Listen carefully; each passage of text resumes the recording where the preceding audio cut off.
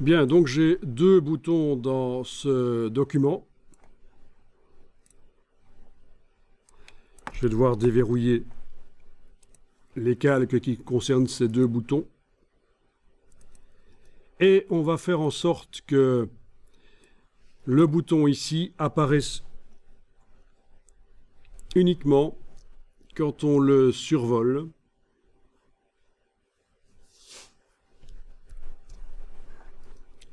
Donc pour ça,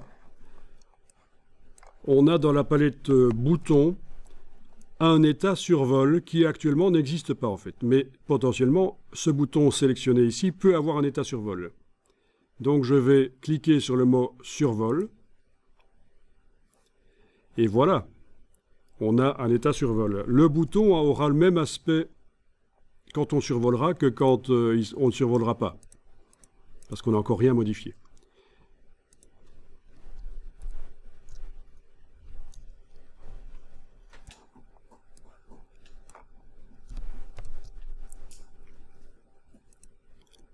Donc on a l'état normal qui apparaît quand normal est activé dans la palette boutons, pendant que ce bouton est sélectionné bien sûr.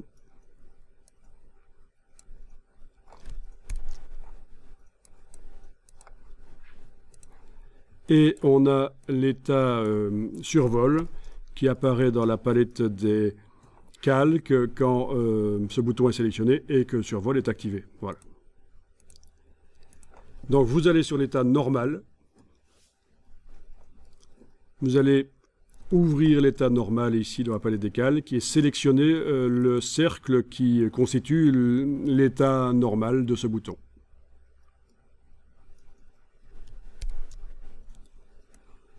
Alors, on pourrait lui enlever son fond, parce qu'on veut qu'il soit invisible en fait, tant qu'on ne le survole pas. On pourrait lui enlever son fond, mais on va peut-être faire autre chose ici. On va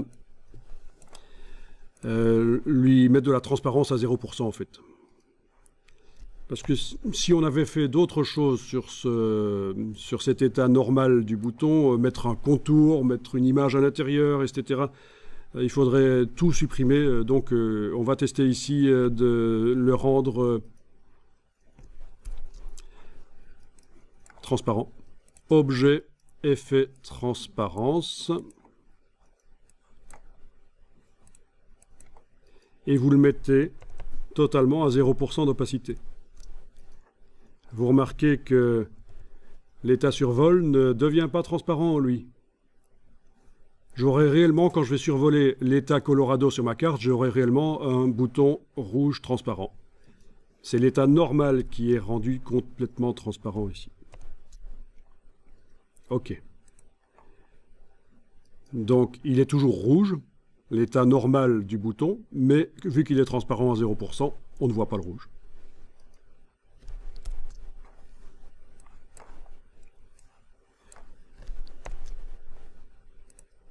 Voilà. Eh bien, on va enregistrer le document, on va faire un premier test pour voir si ça fonctionne. Ouais, donc pour répondre à ta question, ceci indique que c'est un bouton. Comme ça, dès que tu vois ça, tu sais que c'est un bouton. Il y a aussi le fait qu'il y ait des gros pointillés sur le bord. Ça indique que c'est un bouton. Dans InDesign, on a aussi des blocs à pointillés, mais quand on groupe plusieurs blocs ensemble, mais c'est des fins pointillés. Ici, c'est des gros pointillés, c'est un bouton, et en plus, on a l'icône qui est là. Donc, vous avez enregistré votre document. On va faire un export en PDF interactif.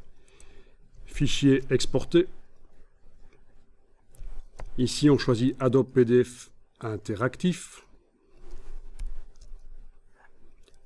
Voilà, on va garder ce nom-là.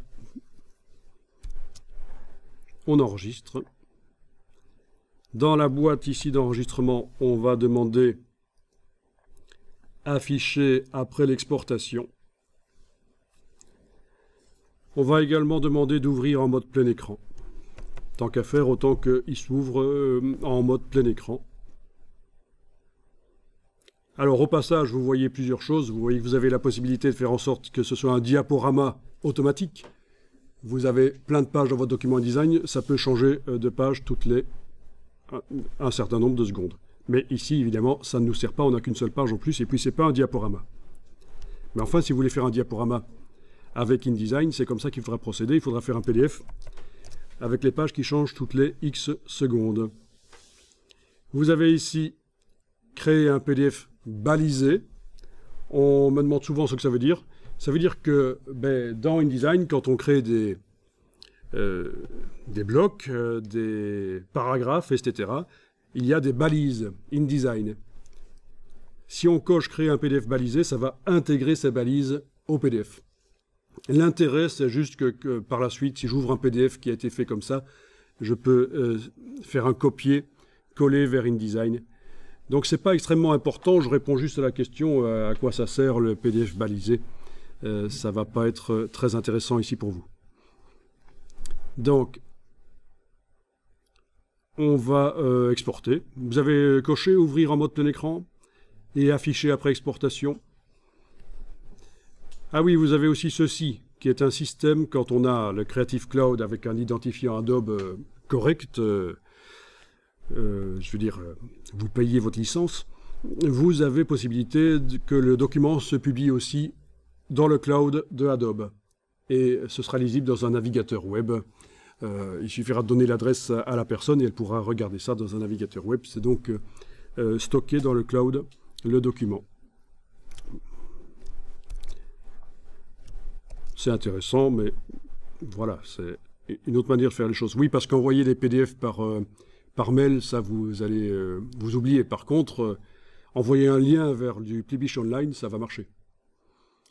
Vous pouvez aussi mettre le PDF sur un serveur et envoyer le lien vers votre serveur à vous. Mais envoyer un PDF par mail, ça marche pas. Ça ne fait pas partie des techniques marketing qui marchent. Un PDF interactif envoyé par mail. Il faut surtout éviter ça. Hein. C'est important quand vous envoyez des mails. Il faut éviter des gros mails de plus de 2 mégas. C'est déjà énorme, 2 mégas pour un mail. Vous ennuyez la personne. Ça peut prendre du temps pour elle pour télécharger la chose. Ça peut lui prendre du temps et vous vous faites déjà mal remarquer en envoyant des mails non sollicités à des personnes, des gros mails. Ok, j'exporte. Évidemment, il me dit qu'il y a du texte en excès. Ça, c'est ce qu'on appelle le système de contrôle en amont.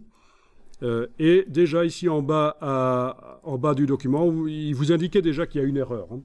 Ça, en permanence, le contrôle en amont est activé dans InDesign, il vous repère toutes les erreurs. Et c'est pour ça que ça vous affiche ça. Ok. Donc, le PDF s'est ouvert dans Acrobat Reader ou Acrobat Pro si vous l'avez. Ah. Alors bien sûr, si ça s'est ouvert dans le logiciel Aperçu, ça ne fonctionnera pas bien sûr. Les PDF interactifs ne fonctionnent pas dans le logiciel Aperçu du Mac et dans le logiciel qui sert à lire les PDF aussi sur Windows. Je ne sais plus comment il s'appelle, Preview, je ne sais quoi, ça ne marche pas. C'est normal, ça marche dans Acrobat. Alors, si vous n'avez pas Acrobat Pro installé, ce qui est quand même bizarre parce que ça fait partie de la Creative Cloud, c'est gratuit, ça vient avec, eh bien, vous allez pouvoir aller chercher sur le web Acrobat Reader et l'installer. Il faudra absolument, parce que sinon, on ne va pas pouvoir continuer et vérifier que les choses fonctionnent. Donc, allez sur le web, installez Acrobat Reader. Ici, j'ai mon Acrobat Pro qui est installé et les PDF sont réglés pour s'ouvrir dans Acrobat. C'est ça aussi, hein. C'est pour ça que ça s'est ouvert dans Acrobat et pas dans Aperçu sur mon Mac. C'est parce que les PDF, l'extension PDF est réglée pour s'ouvrir dans Acrobat.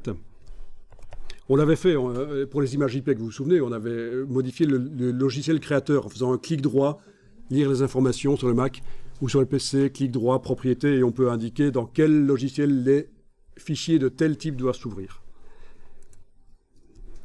Donc voilà, ça s'ouvre. Et quand je survole le mot Colorado, j'ai le bouton qui apparaît. C'est ce que je voulais. Je voulais que ça ne parasite pas en fait la carte, les boutons, parce que il faut quand même pas qu'ils apparaissent avant qu'on le veuille. Quand on clique sur lui, rien ne se passe, bien sûr, puisqu'on n'y a pas mis d'action au bouton. Quand on clique à côté, rien ne se passe non plus, mais c'est parce que le PDF n'a qu'une seule page. Si vous aviez une deuxième page, il passerait à la page suivante et ce serait très ennuyeux, et on va voir comment désactiver ça. Mais donc, actuellement, ce qu'on a fait jusqu'à présent fonctionne tout à fait bien. On a un bouton transparent. Oui, parfois, ça foire un peu quand on s'amuse à aller dessus, puis à se retirer. Hein, bon. Mais voilà. Donc il y a plusieurs choses qu'on va devoir faire ici. On va devoir mettre une action au bouton. Il va faire apparaître le texte, ce qui suppose qu'au départ, quand on ouvre le PDF, le texte n'est pas visible. On va devoir enclencher une option pour le texte, une option qui s'appelle « Invisible jusqu'au déclenchement ». J'enfonce la touche Escape, je ferme le document et on va continuer dans InDesign.